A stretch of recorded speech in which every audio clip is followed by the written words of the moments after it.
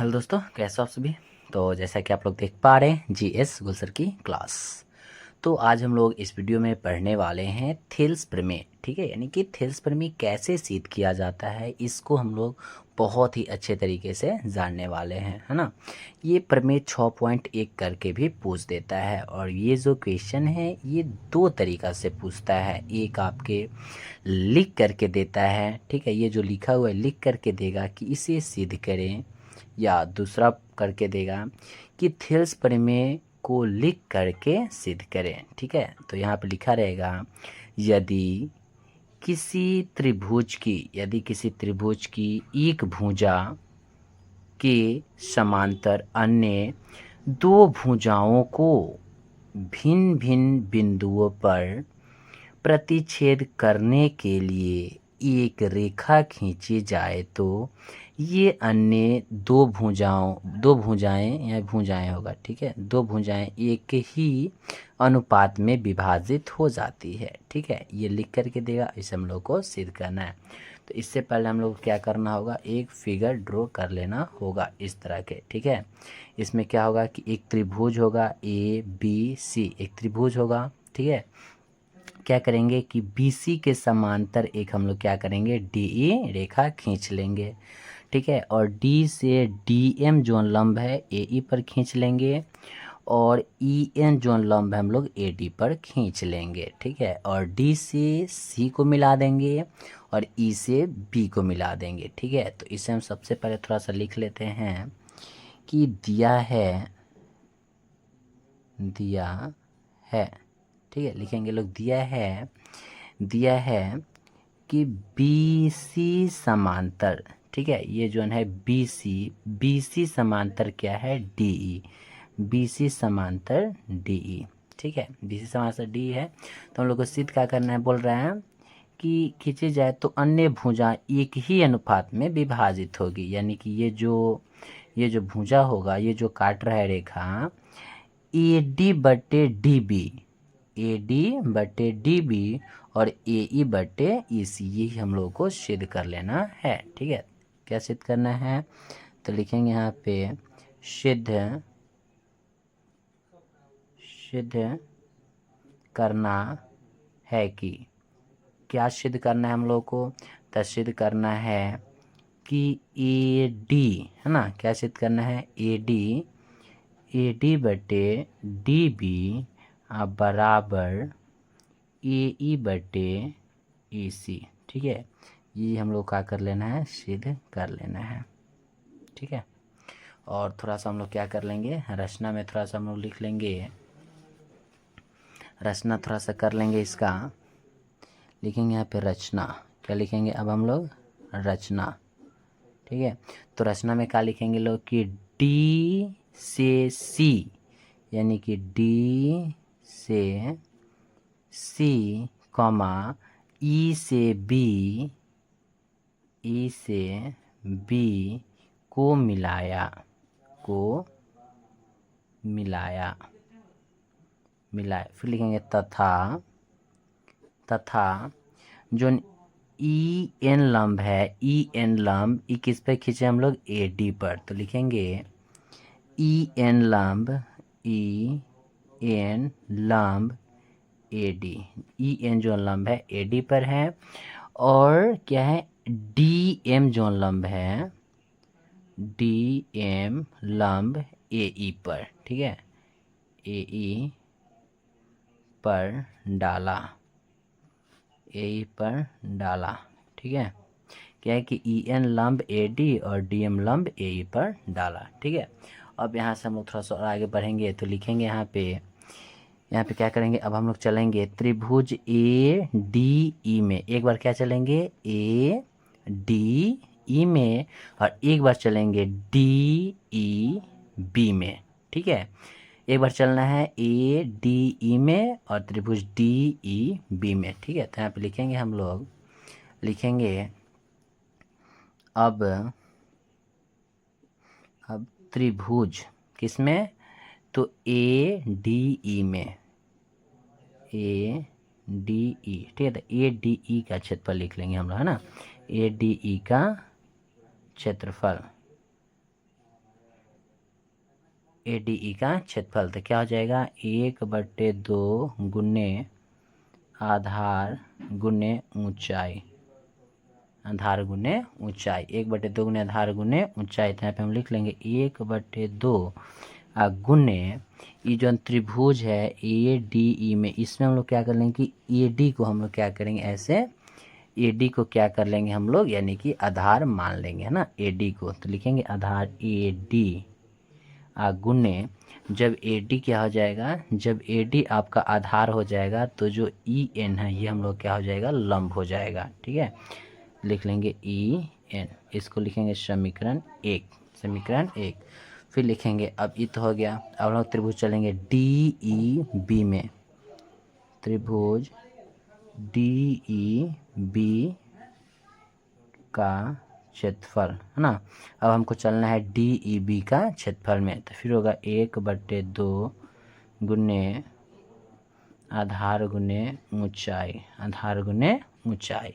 ठीक है, अब इसमें क्या करेंगे हम लोग कि 1/2 तो हम लोग लिख लेंगे, फिर आधार। ठीक है, DEB में आधार हम लोग किसको ले लेंगे, AB को ले लेंगे आधार। किसको ले लेंगे हम लोग, AB को, सॉरी DB को। ठीक है, DB को। ऊंचाई क्या हो जाएगा, तो ऊंचाई हम लोग ये ले लेंगे EN, ऊंचाई ले लेंगे, है ना, EN हम लोग क्या हो जाएगा ऊंचाई। इसको हम लोग मान लेंगे समीकरण 2। ठीक है, अब थोड़ा सा और लिखेंगे हम लोग कि समीकरण 1/2 से, समीकरण 1/2 से। ठीक है, तो समीकरण 1 जो आया है हम लोग का, समीकरण 1 आया है त्रिभुज ADE का क्षेत्रफल, ADE का क्षेत्रफल अब बटे त्रिभुज DEB का क्षेत्रफल, यानी क्या करेंगे हम लोग, भाग देंगे। ठीक है, त्रिभुज ADE का क्षेत्रफल में त्रिभुज DEB के क्षेत्रफल में। त्रिभुज ADE का क्षेत्रफल आ गया है 1/2 गुने AD गुने EN, AD गुने EN अब बटे 1/2 गुने इसका आ गया है DB गुने EN। ठीक है, तो ये EN से EN कैंसिल और 1/2 से 1/2 कैंसिल। तो यहाँ पे जो हम लोग का बच जाएगा AD बटे DB। ठीक है, इसको समीकरण हम लोग क्या कर लेंगे, x मान लेते हैं, इसको समीकरण x मान लेंगे। ठीक है, अब हम लोग क्या करते हैं, आगे बढ़ जाते हैं। अब हम लोग क्या करेंगे, फिर एक बार इसी त्रिभुज में चलेंगे ना, ADE में, लेकिन अब फिर आधार दूसरा ले लेंगे। ठीक है, तो फिर आप लिखेंगे, फिर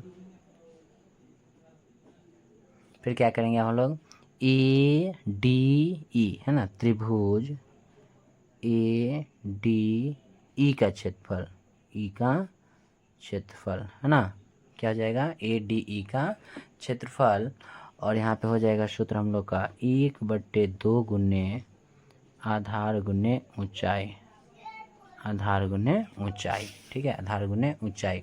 अब क्या होगा कि 1/2 गुने आधार हम लोग क्या लेंगे, इस बार इस लिए थे ये वाला। ठीक है, AD लिए थे, अब की लेंगे AE लेंगे, है ना, AE लेना है अब की, तब के ले लेंगे AE गुने, जब AE आधार हो जाएगा तो हम लोग का DM जो होगा, DM ये हम लोग क्या हो जाएगा ऊंचाई। इसको समीकरण 3 ले लेते हैं, समीकरण 3। फिर लिखेंगे हम लोग, अब चलेंगे, इस त्रिभुज हो गया, अब चलेंगे EDC में, है ना। फिर लिखेंगे यहाँ पे त्रिभुज EDC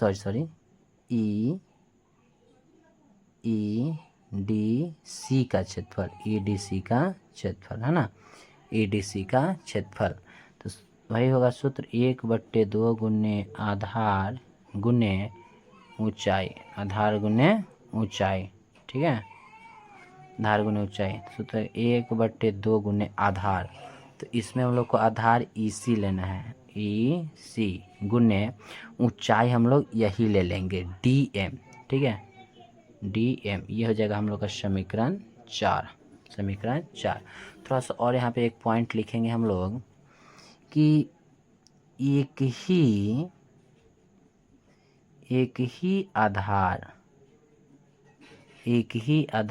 पर बना दो त्रिभुज, एक ही आधार पर बना दो त्रिभुज आपस में बराबर होते हैं, आपस में बराबर होते हैं। ठीक है, क्या होते हैं कि अगर एक ही आधार पर दो त्रिभुज बने तो आपस में बराबर होगा। ठीक है, तो ये जो हम लोग का जो त्रिभुज बना है, त्रिभुज डी ई बी और त्रिभुज ई डी सी, ये दोनों आपस में क्या होगा, बराबर होगा। तो यहाँ पर लिख लेंगे कि त्रिभुज डी ई बी, त्रिभुज डी ई बी अब बराबर त्रिभुज ई डी सी। ठीक है, ये दोनों आपस में क्या है, बराबर है। तो यहाँ पे अब हम लोग लिख लेंगे समीकरण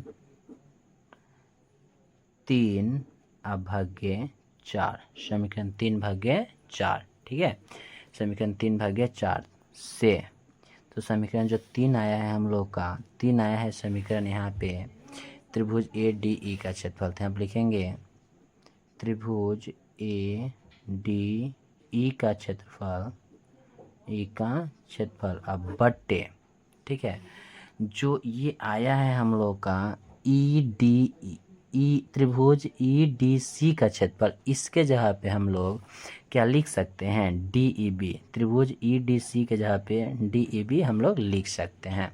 तो इसे लिख लेंगे त्रिभुज ई डी सी का क्षेत्रफल।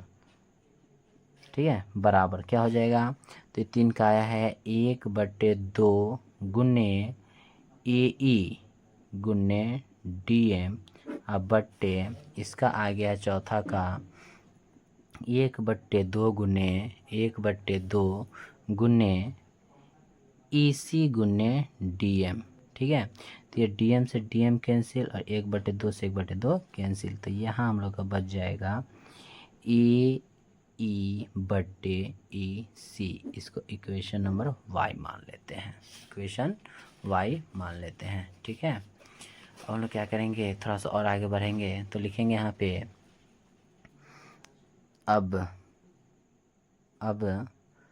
समीकरण x और y का तुलना करने